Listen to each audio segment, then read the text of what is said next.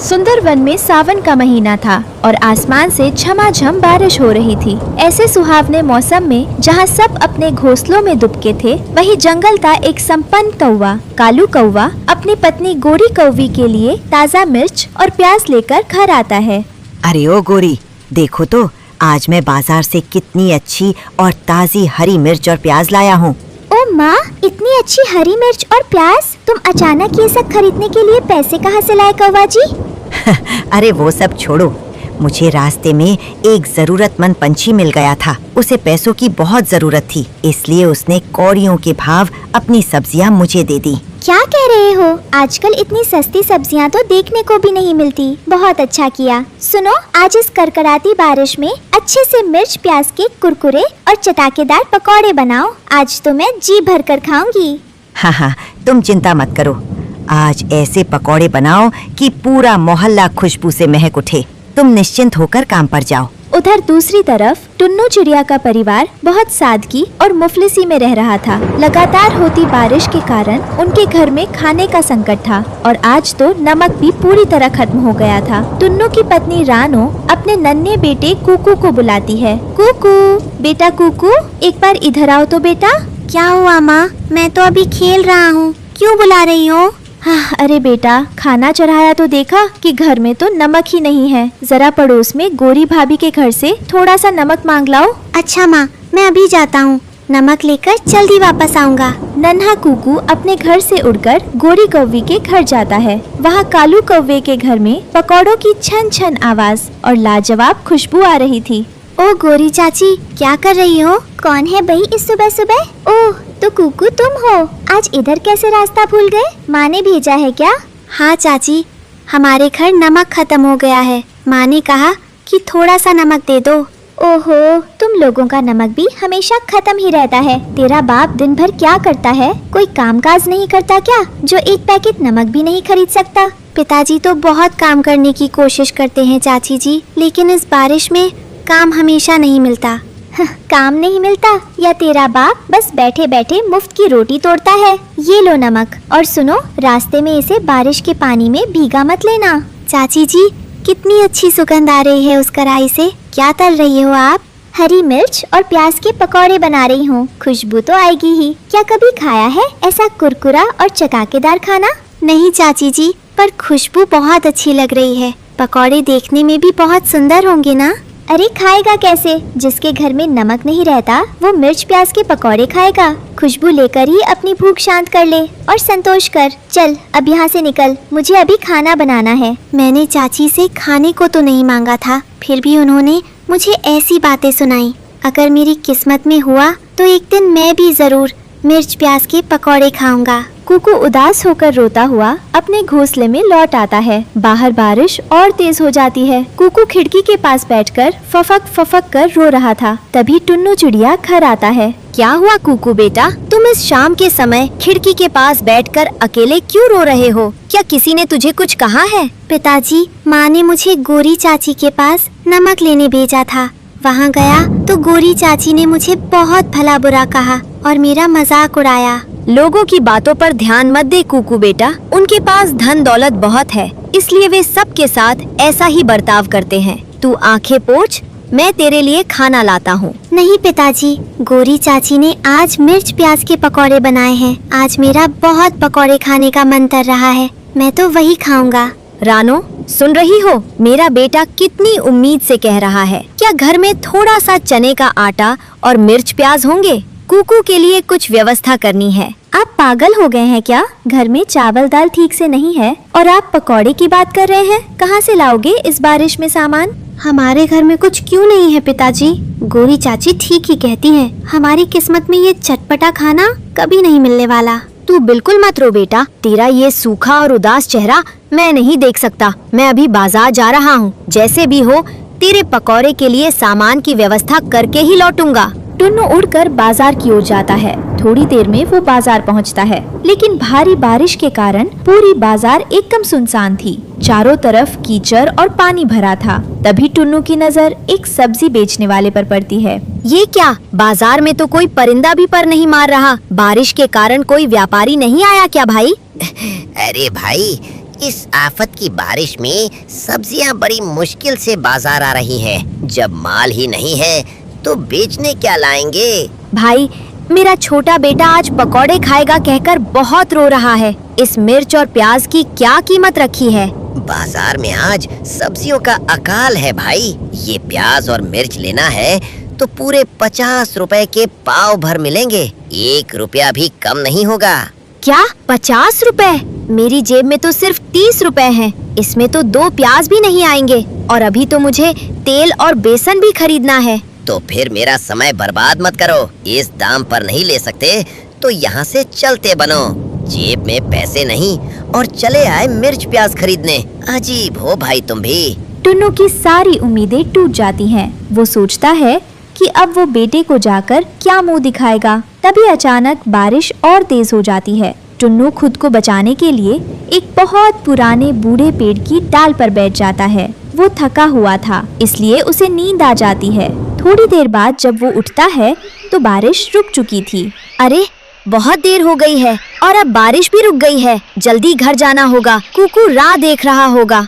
अरे ये क्या? इस बूढ़े पेड़ की जड़ें तो पानी के बहाव से बिल्कुल ढीली हो गई हैं और ये पेड़ कभी भी गिर सकता है। मुझे कुछ करना होगा। टुन्नू अपना दुख भूलकर तुरंत काम में जुट जाता है। वो अपने नन्हे पंजों से मिट्टी खोद कर लाता है और पेड़ की खुली हुई जड़ों को अच्छी तरह ढककर उसे सहारा देता है। तभी अचानक वो बूढ़ा पेड़ मुस्कुराते हुए दिव्य आवाज में बोलने लगता है।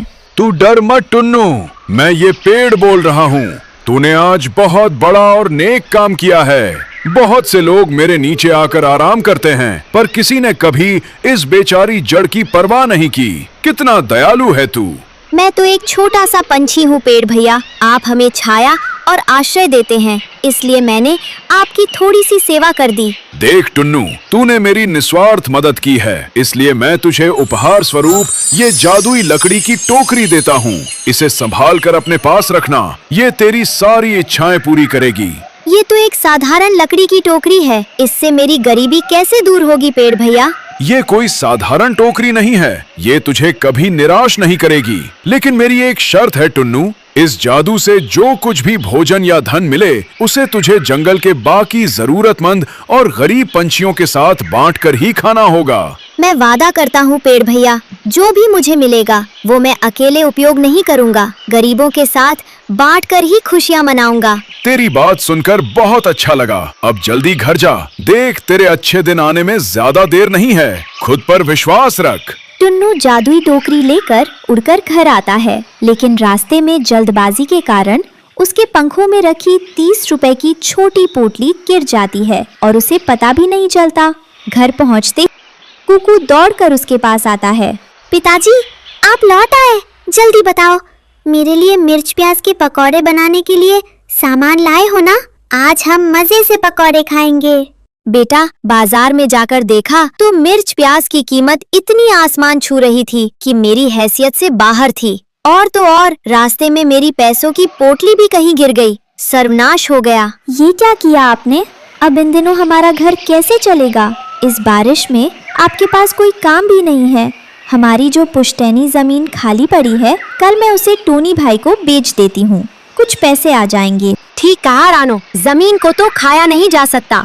उसे बेचकर जो पैसे आएंगे उससे कुकू को कम से कम एक बार पेट भर पकौड़े खिला सकूंगा और गोरी के अपमान का बोझ भी थोड़ा हल्का होगा। पिताजी, आप परेशान मत हो। ये लकड़ी की टोकरी जो आपको मिली है, अगर ये सचमुच जादुई है तो हमारा घर खुशियों से भर दे और मुझे ढेर सारी मिठाइयाँ और पकौड़े दे।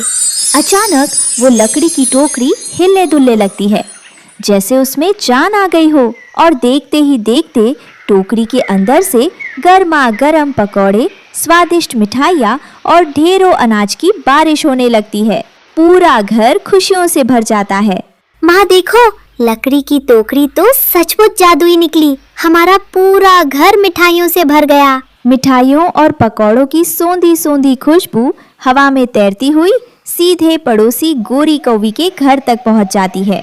ओह, अरे ये मिठाइयों की इतनी अच्छी सुगंध कहाँ से आ रही है? ये तो रानू चिड़िया के घर की तरफ से आ रही है। लाओ, जरा छुपकर जाकर देखूं तो सही। क्या तमाशा हो रहा है।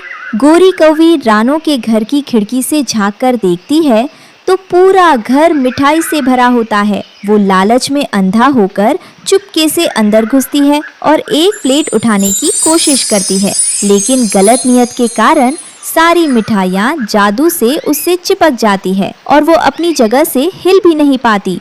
अरे ये क्या हो गया, मैं तो हिल भी नहीं पा रही हूँ, मुझे छोड़ दो। मैं कभी किसी की चीज पर लालच या चोरी नहीं करूँगी, मुझे बचाओ कोई। अरे गोरी दीदी, आप सुबह सुबह हमारे घर मिठाई चुराने आई थी क्या? दूसरों की चीज पर लालच करने का फल ऐसा ही होता है। हाँ गोरी चाची, दूसरों का अपमान करते समय तो आपको बहुत अच्छा लग रहा था, लेकिन हम आपकी तरह दिल के छोटे नहीं हैं। मैं आपके अपमान की बात भूल गया हूँ। माँ जब मिर्च प्याज के पकौड़े पकाएगी तो आप भी आकर आराम से खा लीजिएगा। गोरी शर्म के मारे पानी पानी हो जाती है। जब मिठाइयाँ उसे छोड़ती हैं तो वो सिर झुकाकर अपने घर भाग जाती है। इसके बाद टुन्नू चिड़िया अपनी पत्नी से कहता है, रानो, आज इस जादुई टोकरी से जितने मिर्च प्याज और बेसन चाहिए सब ले लो और मन भर के पकौड़े बनाओ। आज हमें पूरे जंगल के गरीब पंछियों को दावत देनी है। मैं पेड़ दादा से किया वादा नहीं भूला हूँ। दूसरी ओर जब कालू कौवे को पता चलता है कि टुन्नू के घर में कोई जादुई टोकरी है जो सब कुछ दे सकती है, तो वो लालच में अंधा हो जाता है। गोरी, जिस टुन्नू के घर में कल तक नमक नहीं था, आज वो पूरे गांव को दावत दे रहा है। मुझे लगता है उसके हाथ कोई जादुई चीज लगी है। आज रात ही मैं उसके घर धावा बोलूंगा और वो जादुई टोकरी चुरा लाऊंगा। कौवा जी, तुम ही जाओ, मुझे तो एक बार लालच का सबक मिल चुका है, मैं नहीं जाऊंगी। आधी रात को जब टुन्नू का परिवार गहरी नींद में सो रहा था, कालू कौवा चुपके से उनके घोंसले में घुसता है। वो इधर उधर देखता है और कोने में रखी जादुई लकड़ी की टोकरी को पहचान लेता है। आहा, तो यही है वो जादुई टोकरी। अब ये मेरे हाथ लग गई है। टोकरी बाबा, मुझे जल्दी से बहुत सारा मेंढक का अचार और धन दे दो। लेकिन चोरी की नीयत और गलत इरादे से मांगी गई इच्छा का परिणाम भयानक होता है। टोकरी से धन नहीं बल्कि ढेर सारे नटखट और उछलते हुए असली मेंढक बाहर निकल आते हैं। वे मेंढक कालू कौवे को चारों तरफ से जकड़ लेते हैं और उस पर कूदने लगते हैं। ओह बाबा रे, बचाओ अम्मा, मैं तो चोरी करने आया था और यहाँ तो लेने के देने पड़ गए। भागो, वरना ये मेंढक मुझे ही कच्चा चबा जाएंगे। कालू कौवा जान बचाकर आसमान की तरफ भाग खड़ा होता है। टुन्नू की आंख खुलती है तो वो दूर से कौवे को भागते हुए देख लेता है। अगली सुबह बाहर जोरों की बारिश हो रही थी, लेकिन टुन्नू के घर में आज भी बहुत चहल पहल थी। बूढ़े पेड़ के आशीर्वाद से अब उन्हें घर में किसी चीज की कमी नहीं थी। पिताजी देखिए, बारिश थमने का नाम नहीं ले रही, फिर भी आज हमारे घर कितने लोग आए हैं और सब कितने खुश हैं। हाँ बेटा, तुमने सही कहा। जब हम दूसरों के साथ अपनी खुशियाँ बांटते हैं तो ईश्वर हमारे भंडार हमेशा भरे रखता है। अरे रुकिए रुकिए, आज की स्टोरी तो खत्म हो गई, लेकिन हमारे प्यारे दोस्तों के लिए एक बहुत ही मजेदार सवाल बाकी है। हाँ प्यारे दोस्तों, अगर आपको एक सीधे सादे परिवार की दयालुता और इस जादुई लकड़ी की टोकरी की कहानी दिल को छू गई हो तो इस वीडियो को लाइक करें, दोस्तों के साथ शेयर करें और हमारे चैनल को सब्सक्राइब करना बिल्कुल मत भूलना। और हाँ, कमेंट में जल्दी से लिखकर बताओ कि अगर आपको ये जादुई टोकरी मिलती तो आप बारिश के इस मौसम में अपने लिए सबसे पहले क्या मांगते। सही और मजेदार कमेंट करने वाले बच्चों का नाम हम अपनी अगली वीडियो में स्क्रीन पर दिखाएंगे। जाइए और जल्दी से कमेंट कीजिए। बाय बाय, मिलते हैं अगली वीडियो में। अपने माता पिता का हमेशा आदर। अब्दुल, काव्या, स्नेहा, गुरनाज कौर गिल, हरविंदर सिंह, कुम